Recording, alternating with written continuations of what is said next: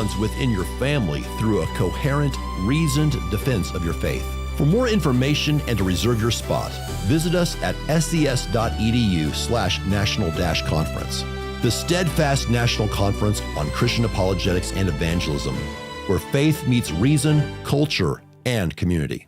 Jenna Ellis in the morning on American Family Radio. I love talking about the things of God because of truth and the biblical worldview. The U.S. Constitution obligates our government to preserve and protect the rights that our founders recognize come from God, our Creator, not our government. I believe that Scripture in the Bible is very clear that God is the one that raised up each of you, and God has allowed us to be brought here to this specific moment in time. This is Jenna Ellis in the morning. Good morning. It is Friday, September 12th, and the nation is still reeling from the just absolutely tragic assassination of Charlie Kirk, and I'm still, quite frankly, processing my own thoughts and grief, and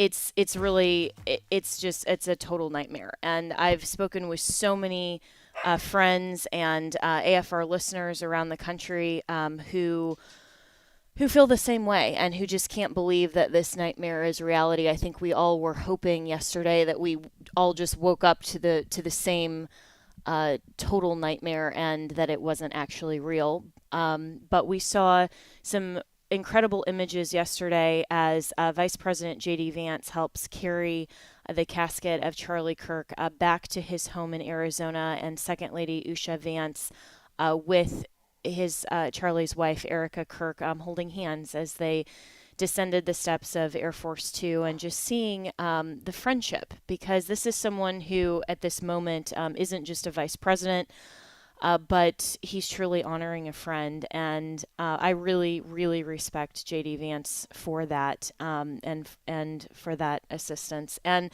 the manhunt continues for the assassin, and I think everyone listening wants to see this evil person brought to the most justice possible. I am 100% for the death penalty. I have been before this case, and I think that this is one of those moments where, as the governor of Utah said, this is why we have the death penalty. But first, we need to find the perpetrator. So let's welcome in our first guest, Scott Eulinger, who's a former CIA officer, for more on the updates on the manhunt.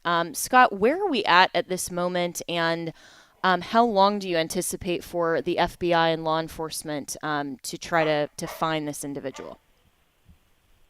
Well, I think that it'll be done within the next few days or so. Certainly, I guess they're putting the effort into it. There's been talk about, and I remain skeptical, but there's been a lot of talk. They found the weapon, which was a 30-06 bolt action rifle, and so there has been a lot of speculation on the internet about things like a professional shooter and stuff.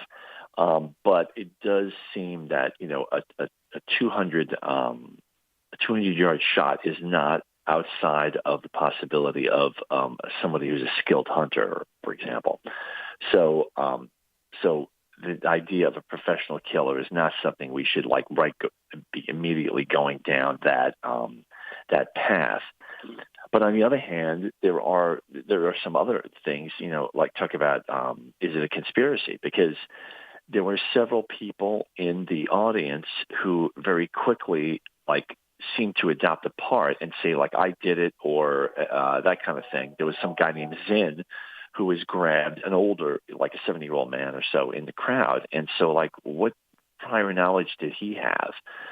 But it is apparent that regardless of finding the individual, I think even more important is that they've got, and I think that this is something that the administration is maybe working on. They've been silent for a couple of days, and I think they'll be silent for a few more days to come up with the game plan.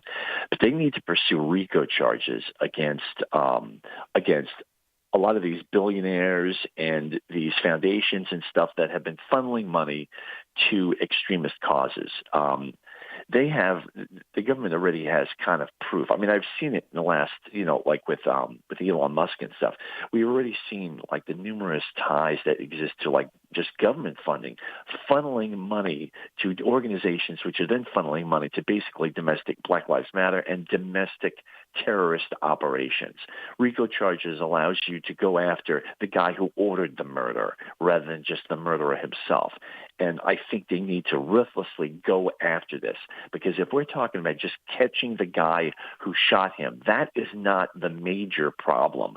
The major problem is that money is driving, funding is driving this domestic terrorist movement. And we're not going to have a country unless we deal with it, no matter how painful that is.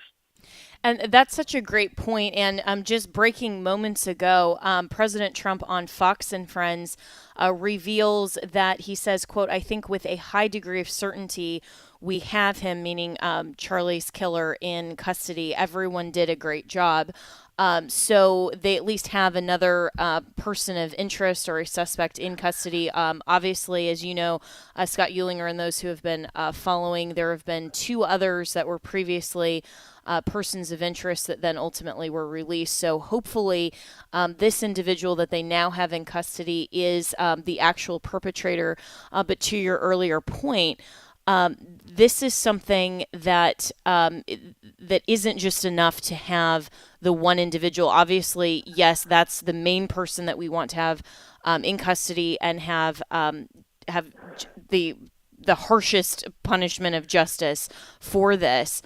But also we need to look at the broader picture here. And so, if this isn't someone who it comes out, is a professional hit job, if this is just someone who is, yet another trans ideologist motivated obviously by left-wing violence, but he apparently, if this comes out that he acted alone, how does this fit though into what you're talking about with the broader problem of funded violence? Because we are seeing a really alarming rise of these types of shootings, and the country just can't stand for it.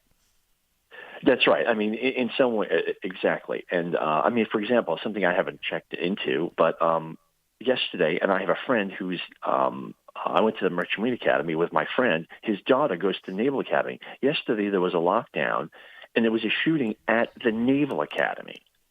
Now, I haven't seen much about that. I think somebody may have been at least injured.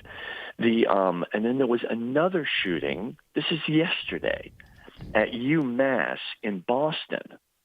So, what about those perpetrators? I mean, again, I'll lay the odds 80% that they're another lib psycho.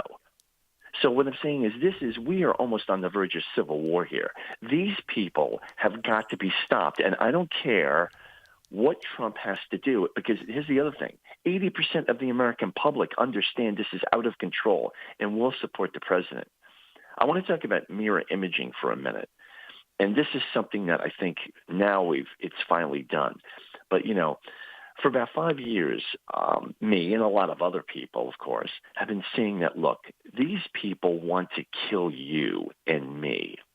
And, you say that at parties, and okay, it's, Scott saying his usual thing, that kind of hyperbole. Okay, fine. And why does that happen? Because in mirror imaging, which is an intelligence term, and that is you tend to think that other people think like you. When you're a decent, God-fearing, conservative American, it is very hard for you to understand that there are people that want to kill you simply because of what you believe. And I think that has changed now. Americans have woken up and understand that if they can kill Charlie Kirk, a God-fearing family man who never was aggressive in any way, then certainly they can target you, me, and every listener who's listening right now. And I think people have finally gotten that message, that is the God's honest truth. And the other side is also true, however, and that is the mirror imaging of the average communist liberal. And that is that these people are morally damaged. They've got no soul. There is no Holy Spirit within them. And all they do is hate. And so they are paranoid because, again, whatever they accuse us of is what they themselves are guilty of. Because they have menace in their hearts and hate us, they believe that we hate them. So, well, I'm only killing them because, well, they're going to kill me anyway. See, so they're doing the same mirror imaging, a sick, negative image of the mirror imaging that we do, although I think we're finally being cured. Because the whole point of, in the last 5 years or so, right, the whole point of the liberal communists, labeling speech as violence was always to justify violence against speech. And that's exactly what we've seen. And yeah, it really is the ideology of the left that however they have to silence opposition, whether in whatever manner, whether it be intimidation escalating to lawfare, escalating to these major arrests of Christians and pro-lifers that we saw during the Biden administration, now to the escalation of two assassination attempts against President Trump, and now the actual assassination of Charlie Kirk. I mean, it just continues to escalate. And the question, though, is, okay, we recognize this, and I think all of us are pausing to say, okay, there's a very real, tangible threat that we felt from lawfare for a while, but now that we are tangibly feeling in terms of just overall public safety. But what do we do about it in real time when it feels like our elected officials on the right are maybe talking a lot of rhetoric, but they're not actually implementing any kinds of protections and accountability for the perpetrators? Right. One thing is, I'm an intel officer, so unfortunately what I'm used to doing sometimes and doing a lot of news and commentary is I get to deliver the bad news to people, or that the news is the truth is as I believe it is. And sometimes it doesn't sit well with people, but that's that, because the truth is the truth. I would recommend for all listeners should become familiar with firearms. If you don't have a firearm, I look at obtaining one legally, and I would look at receiving the training that you need to receive to be confident in carrying the firearm if you belong in a state that allows concealed carry. Now, I live in Pennsylvania, which allows concealed carry, and every single time I leave the house, I am carrying a firearm. I think it's highly, and I do that with what thought, not because of some, lunatic. I think it's highly unlikely that I will be dragged into something that would have me use my firearm. But I tend to think more as a shepherd dog guarding the flock. It may be that I may be called upon by God to defend other people when I am out and about. I may see something where somebody is being victimized or attacked, that I will be able to aid them. That is what I think is the more likely scenario. But people have to be prepared for this violence. And so for those who are not familiar with firearms, I would recommend that they become more familiar with them. And then other common sense practices around the house as far as security goes. A rather troubling thing I read, and it's somebody who was Serbian, who had lived through the Serbian, the independence wars of Yugoslavia, had written that they feel very nervous now because there was a lot of rhetoric in Serbia and Croatia as the wars of independence were getting ready to happen. There was a lot of talk, but there was a feeling of, well, it's a little farther down the line. And what wound up provoking the war that was between Croatia and Serbia was a simple bus accident. Because the tensions had been raised so high, all it took was a bus accident for a firefight to ensue, and then literally a full-blown war started the next day. So it's kind of hard to imagine that kind of scenario in the United States, but there could be some widespread displays of violence that could bubble up very suddenly, and I, for one, am not going to be caught up in something like that, and I am going to be prepared for that.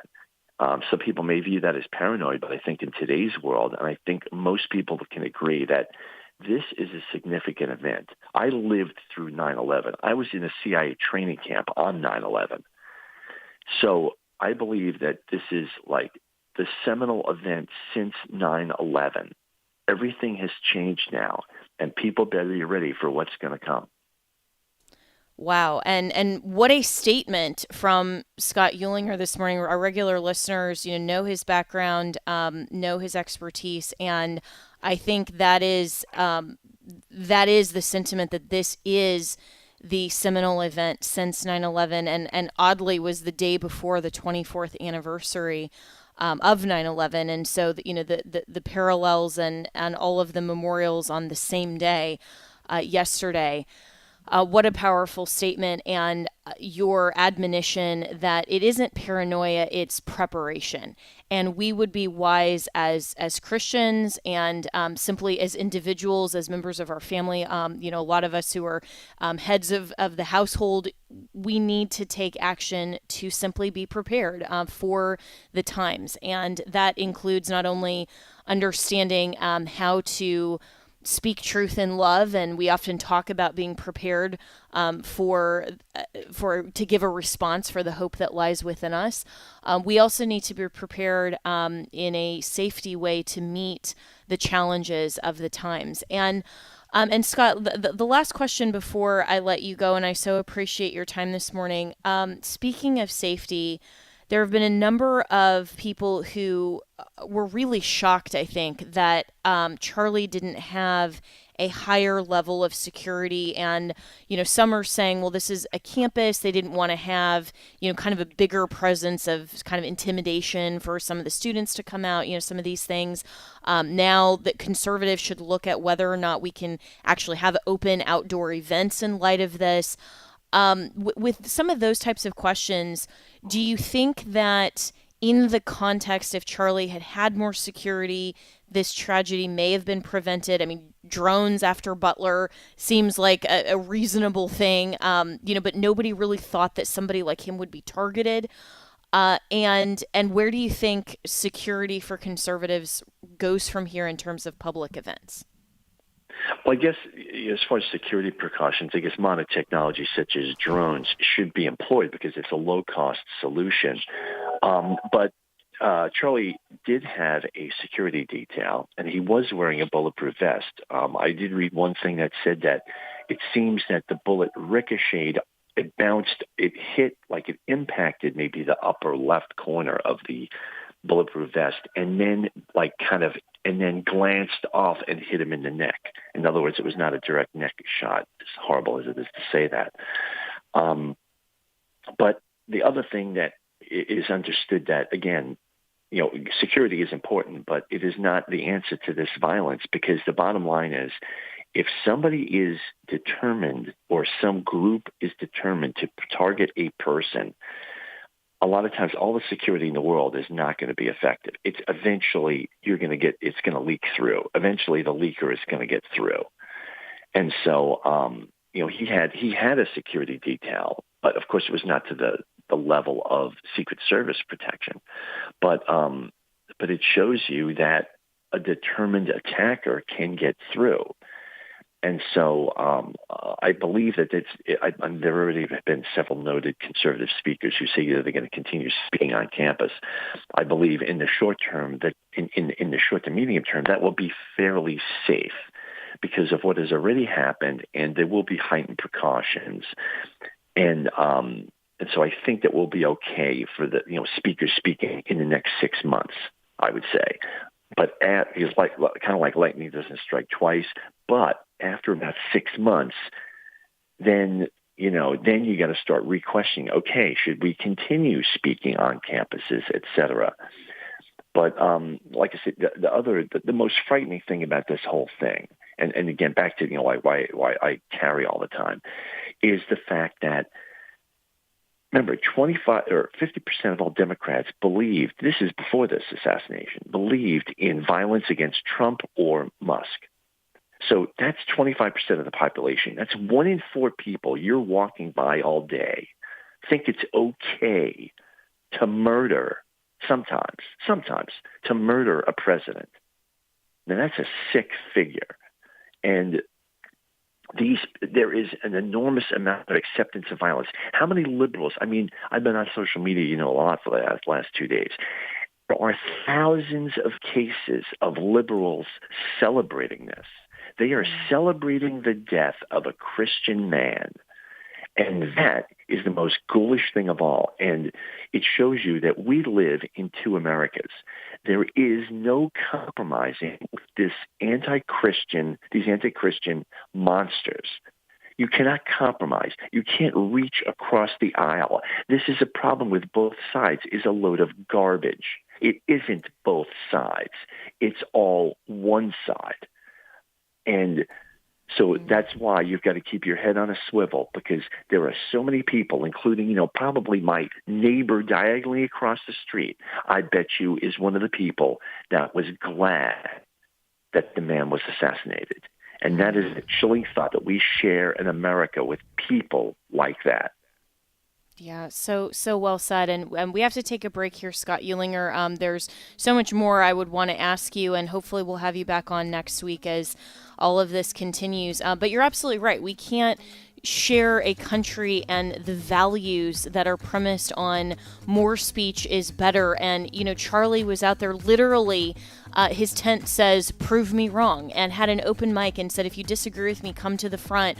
I want to talk. And that was the motivation for silencing him. I mean, it's utterly disgusting. It has no place in our society. And as the Time cover that I'm looking at says, just one word, enough. We'll be right back with more here on Jenna Ellis in the Morning.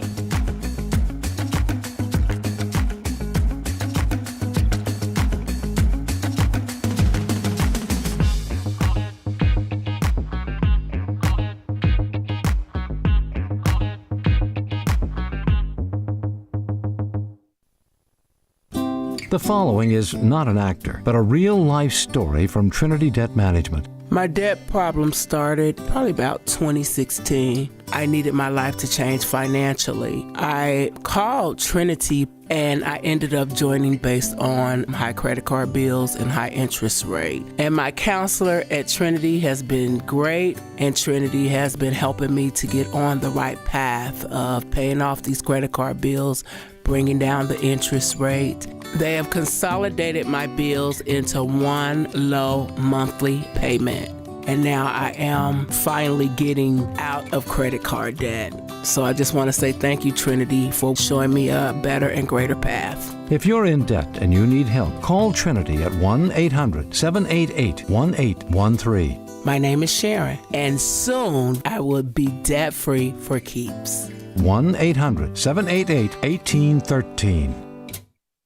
This is Abraham Hamilton III with AFR, and we're sending Bibles. Here's Michael with Bible League International. Say, what would you do if you were a new Christian and you didn't have a Bible? Probably say, well, I'd hop in my car, I'd go to a Christian bookstore, or I'd have one shipped to me. What if those weren't options? You'd say, well, I'm new to the faith. I need to know what it means to grow in the grace and knowledge of Jesus. You would pray that anyone, would bring you a Bible. And that's exactly the way it is for literally millions of Christians around the world. They're part of our spiritual family. They're new to the faith. They want to know what it means to grow in the grace and knowledge of Jesus, but God has them planted where it's very difficult to access a Bible. And that's why AFR and Bible League are teamed up this month to bless 4,000 waiting believers all over the world at $5 a Bible. Would you consider $1 a day? A $30 a month pledge will take care of 72 waiting Christians over the next year. Would you pray about that and get involved today? You can give by calling 800-YES-WORD, 800-YES-WORD, or visit sendbiblesnow.org. That's sendbiblesnow.org. Hello, Americans. I'm Todd Starnes. Stand by for news and commentary next.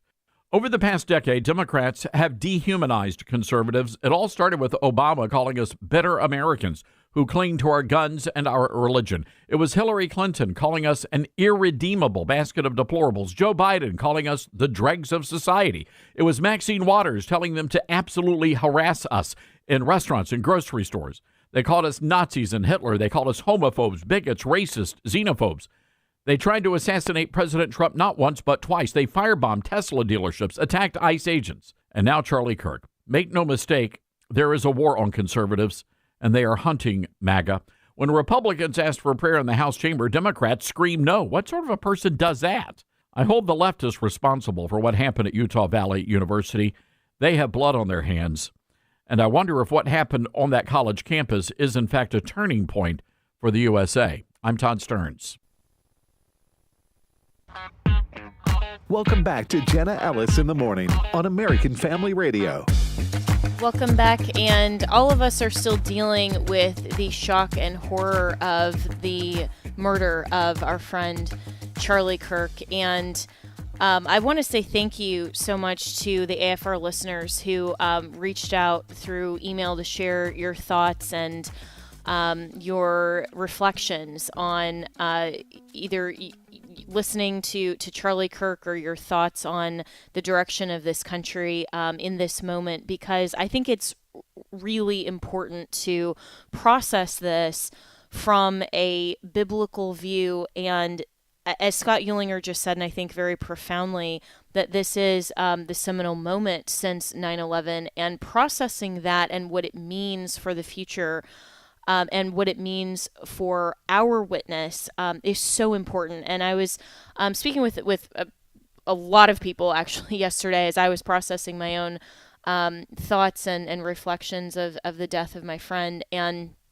my cousin, actually, we have a girls group chat that I love, and my cousin, we were talking about, why Charlie? Why would Charlie be the one who is targeted in this moment? And she said something I thought was also equally profound. And she said, this is the person who is going in, shaping the hearts and minds and changing the minds of young men in particular on college campuses, the very same demographic that the left is saying you should become women, you should not get married, you shouldn't have kids, you should live for yourself, you should become either the patriarchal machismo bros or the effeminate, actual trying to become a woman. And for Charlie being on the front lines, shaping the next generation that is the ripest target for the demonic left, it is no wonder he was the prime target. And I think that is so accurate and so true. And I want to reflect on this with our good friend Ryan Helfenbein, who is my next guest this morning, because he and I shared a unique, I think, friendship with Charlie because of our interactions with Liberty University and the fellowship there. And before we welcome him on, though, I want to read just one listener's comment, and I wish I could read so many more. Thank you again to our listeners for writing in and expressing your prayer and your sincere grief for Erica, and just so many wonderful sentiments. But I want to read this email from a listener named Mark. He says this: praying for you and others that have a personal relationship with Charlie Kirk. I am a 66-year-old male. At night, I watch a variety of reels on YouTube as I get sleepy. I don't set out to view any person or point of view, but in actual practice, I expect that 80 to 90% of what I watch is when Charlie Kirk is interacting with college students. Why? I had not thought about it before his murder yesterday. Here are my thoughts today. I admire that his Christian faith was always on display and unequivocal. I marvel at his intellect and knowledge, biblical and secular, especially for someone of his age and non-formal education. But what I admire, or envy, the most was his ability to keep his cool and treat people with respect even when many did not deserve it. I am sick, which is not typical for me when a public figure dies. I am sick of a country who at the highest levels of politics and journalism think it's okay to shut down speech. For example, debanking, cancel, you must take the jab, etc. Yes, that's political. It's also the truth. I am sick for a country whose individuals, I pray Charlie's death is not a group effort, cannot interact with someone who invites them to speak, but instead argues with a bullet. I am sick of the ignorant, idiotic, and insensitive comments, not a strong enough word, by some post-assassination. I am sick that Charlie Kirk will no longer be able to continue the tremendous impact he has had on our country, especially younger folks. He taught them to investigate, analyze, and make reasoned decisions. It is no small task to undo that trash that the NEA pushes. There I go again, being political. How has not talking about religion and politics worked out for us? I am sick that my grandchildren will have to learn about Charlie Kirk from books and videos. But mostly, I am sick for Erica Kirk and the Kirk children. My prayer is that this event will be a catalyst on multiple levels, that it causes those that do not know of Charlie Kirk to check him out and learn of his positions on life, eternal life, patriotism, and politics, that emboldens those who know of Charlie, believers and patriots, to get involved by engaging others with grace and truth, that local, state, and national leadership would become filled with men and women who put others' interests before their own interest. As I was driving home today, I had the following thoughts about others who have lost their physical lives by confronting the evil of their time. John the Baptist, Jesus Christ, Stephen, the biblical apostles, William Wilberforce, Abraham Lincoln, Dietrich Bonhoeffer, Charlie Kirk.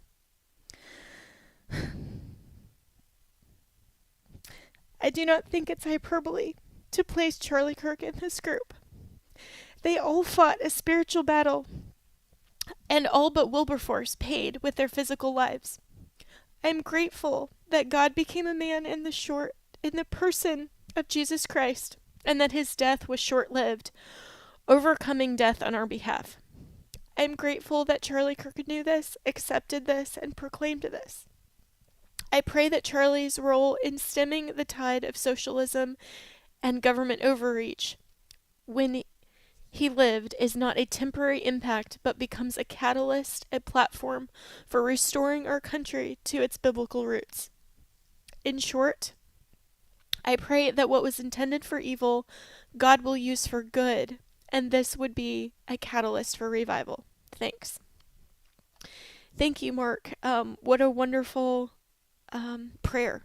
And let's welcome in Ryan Helfenbein, who's the Vice President of Communications at Liberty University, a very dear friend to Charlie Kirk, very dear friend to me as well, and is the Executive Director of the Now Standing for Freedom Center. And Ryan, I know that this has touched you and your family personally, as well as you knew Charlie for longer than I did, and your thoughts on all of this morning. Wow. That was so beautifully written and framed, Jenna. I know we're all grieving. You're grieving. I'm grieving. My family, my two oldest children knew Charlie and Erica. And, we've been communicating with their family before this happened, before this tragedy happened. Jenna, I was with Charlie just less than a week ago, just days before this happened. We were in South Korea preaching at an event, speaking at an event in front of thousands of Gen Z Koreans who are hungry for faith. They're hungry for freedom. They're in a situation right now where the government is harassing and pressuring churches and arresting their leaders. And Charlie was there trying to rally up that generation just to take a stand for truth, to be bold. And Jenna, it's crazy to think, but we were in that moment praying for safety, praying for security, thinking, if something were to happen, this would be the context. This would be the situation in a foreign country, in a place that is not quite as secure, in a place where the government is not necessarily on your side. And we thought about that. And Charlie has always been bold. And what a legacy he has left. His life cut dramatically short. You and I both grieved the loss of two heroes this year. Dr. James Dobson and John MacArthur. Knowing both of those men, and men who lived long, full lives, and I'm so grateful to God for them. Here Charlie is at 31 years of age, and his life was cut short, dramatically short, and yet I believe his legacy has just begun. I really do. I'm so hopeful for the future, for this generation, especially Gen Z, turning the hearts of the people back to God. I really am praying for revival in this country, and I do believe that Charlie is a catalyst for that very thing to happen. I hope and pray that that's true. And you and I hadn't talked about that prior to coming on air, but I was saying this to someone else last night, that that exact sentiment, that it is just horrible to have lost John MacArthur, Dr. Dobson, and now Charlie Kirk. It feels like just the wave of all of that and the loss. I mean, it was just a few weeks ago that we were at the memorial service for Pastor John, and yet it is, and it does feel so different with Charlie's homegoing to the Lord, because his life was so dramatically cut off, unlike Pastor John, who saw his grandchildren, who preached to the very last that he could. I mean, with that expression of his son saying that even when he was in hospice, in the hospital, was still evangelizing and ministering to the nurses. I mean, literally till the last. And Charlie, to his last, was also evangelizing, but his last came too soon. And so many people are asking that question that we have asked, I think, since the Garden of Eden. Why does God tarry, and how can this type of evil still persist? I think that is the question. That is the question every time tragedy strikes, every time evil claims another life. That's the question we ask: is, why is there so much evil in the world? Why do bad things happen like this? And I think it's an important reminder that we absolutely live in a fallen world. This was the first for me and the first for you. No, I mean, you might have known others, but this is the first time that I had ever seen a friend get assassinated. So when I see tragedy, oftentimes it's happening, Jenna, to people that I don't know. That poor girl on that train, just earlier this week, just last week, whose life was taken from her. I didn't know her. It was tragic, but I didn't know her. I knew Charlie Kirk. And, when evil like that happens, it is a reminder that sin is sick, sin is wicked. But there is only one good person, only one, who died, and his name is Jesus Christ. Only one good person. No one is good, no, not one. We live in a sinful and fallen world. He was truly innocent blood. And we know what the Bible says about all having sinned and fallen short of the glory of God, that the wages of sin are death. We deserve hell, but God stepped in the way. There's another kind of bullet, and that's the bullet of justice, God's justice. And Jesus stepped in the way of that bullet.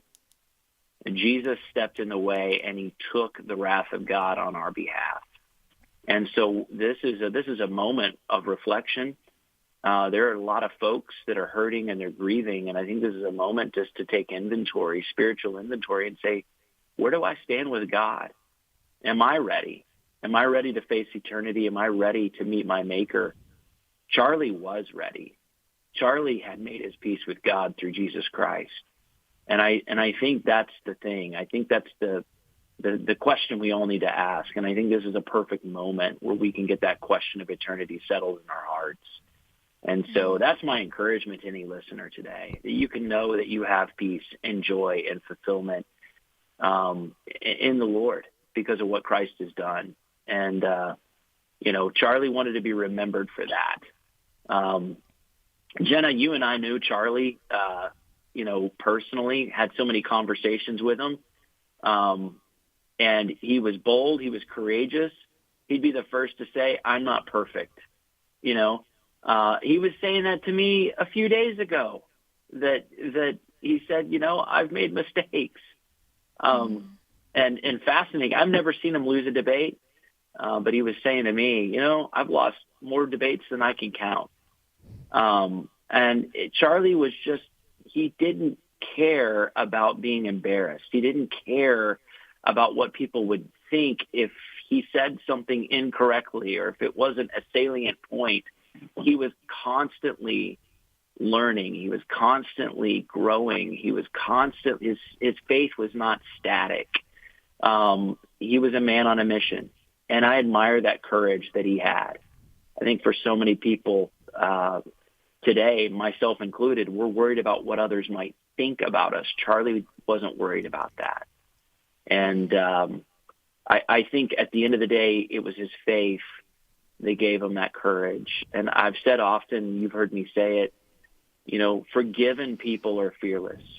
And they walk with a certain kind of confidence, a confidence in God, not a confidence in self, but they know they're forgiven and they stand upright because of what Christ has done for them. And so I just think it's a remarkable life that Charlie has lived. I think that his legacy continues. I don't think that there's any stopping the movement that was started by him, that he was a catalyst for. I think that will only grow. Yeah. So well said, Ryan. And we'll take our last break here and come back. But you know, that question of are you ready to die is the same question that was actually asked at Pastor John's memorial by one of his sons who had a really sincere health crisis, and said that his dad asked him that you know, you wouldn't think of asking a teenager, but you wouldn't think of asking that of a 31-year-old either. And I think all of us today need to stop and ask that question, are we ready to die? Because life can be snuffed out in an instant, but we have to know to where we are going and where we will spend eternity. And Charlie had faith in action, as Hebrews 11 says. Now, faith is the confidence in what we hope for and the assurance about what we do not see. And Charlie lived his faith in action. And we'll be right back with more to talk about the life and legacy of Charlie Kirk. Jerusalem, oh Jerusalem, how many times I would have taken you under my wings. They had everything that was necessary for them to know Jesus and follow him, and they went their way. I think for nations, for individuals, there is a day that you have to make the decision to respond to the Lord, and it might be that the door of opportunity after that shuts. Exploring the Word, weekdays 3 p.m. Central on AFR. At some point in life, we all hit a major fork in the road. In those moments, wouldn't it be nice to know God's will for your life? This week on Pathway to Victory, Dr. Robert Jeffress explains that discovering God's will isn't as impossible as we may think. Join us for the series called How to Make Wise Decisions, this week on Pathway to Victory with Dr. Robert Jeffress. Weekday mornings at 6 Central on American Family Radio. Have you ever wanted to take a boat ride on the Sea of Galilee? Raise your hand. Yeah, but in order to do that, you have to actually go to the Sea of Galilee. Hello, this is Tim Wildman, President of American Family Association and American Family Radio. We are going to Israel and to the Sea of Galilee, the Jordan River, where we'll have a baptismal service. We're going to the Dead Sea. We're going to Jerusalem and Bethlehem and Nazareth. A lot of the places you've read about in the Bible your whole life, we're going to be seeing on our annual trip of Israel, the Holy Land. If you want more information on our tour, go to wildmangroup.com, WILDMON group.com. We also have information there about the Footsteps of Paul Greece tour that's back-to-back with the Israel tour, so it's also in March of 2026. We look forward to seeing you on one of our tours. Hey, I'm Brant, and her name is Sherry. Hello. She's a friend of mine whom we were just praying for because of a surgery she just went through. Yes, and I am very happy about something you actually talk about all the time, which is Medishare. That is right. Yeah. So what was your experience like with Medishare and the healthcare bills? Honestly, Brant, seamless. And what a blessing that is when you're already nervous about a health issue, which I was. Yeah. Members shared my expenses. There were zero problems. And let me tell you, having people pray with you when you call in with your need, that is just... It is refreshing. Yes, that's what it is. What I keep telling people. People love Medishare, and they love saving tons of money, too. The typical family can save $500 a month. I am very thankful for Medishare. It is so different, and I mean different in a very, very good way. It is good different. Call now. They're easy to talk to, and you can get a price within 2 minutes. Call 833-44-BIBLE. That's 833-44-BIBLE. 833-44-BIBLE. Welcome back to Jenna Ellis in the Morning on American Family Radio. Welcome back, and we are speaking about the life and legacy of Charlie Kirk and his faithful testimony to the truth of the gospel of Christ, which meant more to him than anything and means more to us than anything because it is the truth and it is faith in action, and that is exactly what Hebrews 11 and 12 says. And we left the last segment with Ryan Helfenbein, who's the Vice President of Communications at Liberty University and the Executive Director of the Standing for Freedom Center and dear friend of Charlie Kirk and of mine as well, with talking about Hebrews 11 and faith in action that Charlie so clearly displayed, and that was his testimony. He testified daily to the truth and the transformation of the gospel of Christ in his own life, and that is the confidence that he has. And as the writer of Hebrews says, now faith is the confidence in what we hope for and the assurance about what we do not see. And it goes on to list by faith all of those who have gone before us in faith, how they lived their lives believing in the truth and the promises of God and acting on it.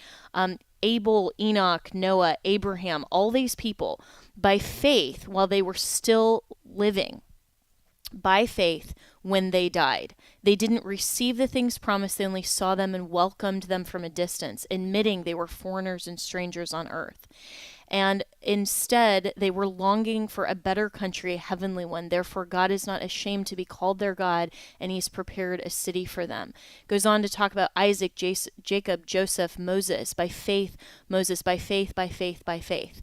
All of these were commended for their faith. And then Hebrews 12 goes on to say, therefore, since we are surrounded by such a great cloud of witnesses, let us throw off everything that hinders and the sin that so easily entangles. Let us run with perseverance the race marked out for us, fixing our eyes on Jesus, the author and finisher, the perfecter of our faith. For the joy set before him, he endured the cross, scorning its shame, and sat down at the right hand of the throne of God. Consider him who endured such opposition from sinners, that you will not grow weary and lose heart. And, Ryan, I think that Charlie is now among the great cloud of witnesses, like John MacArthur, like Dr. Dobson, like so many others.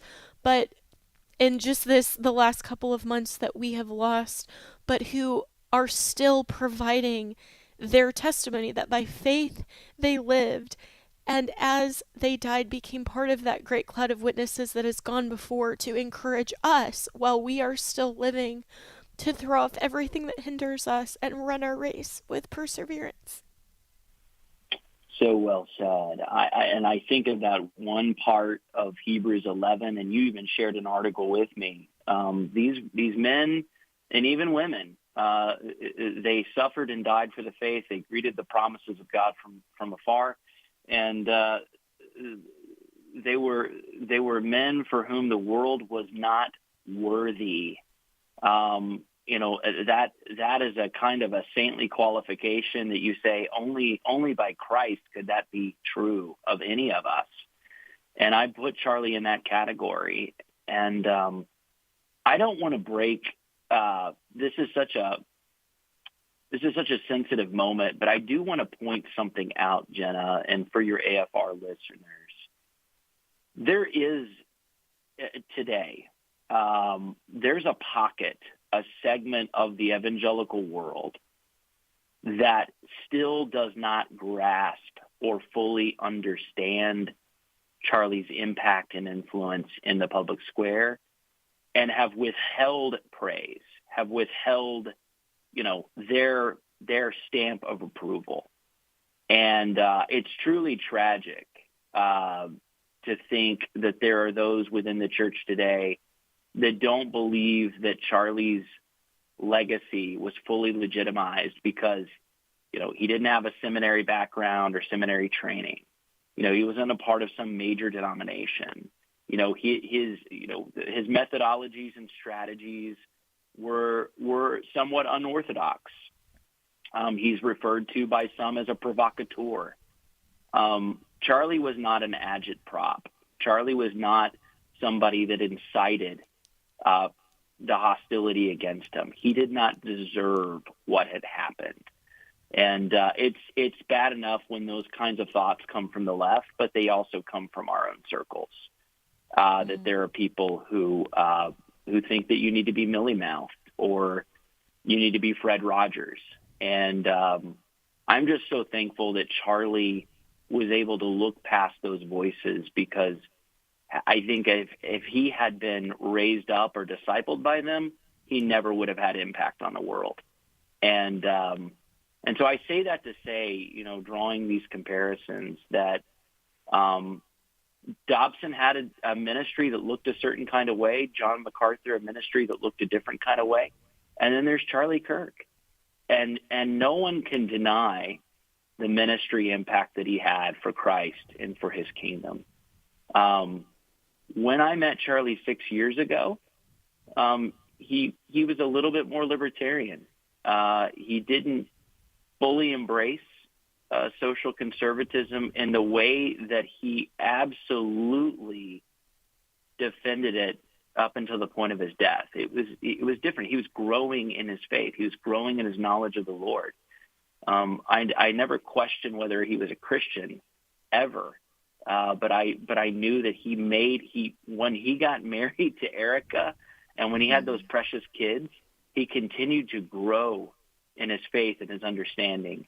And as he did, man, he became an articulate voice. He became a force in this young generation, defending traditional marriage, defending life, speaking about God's design for sexuality.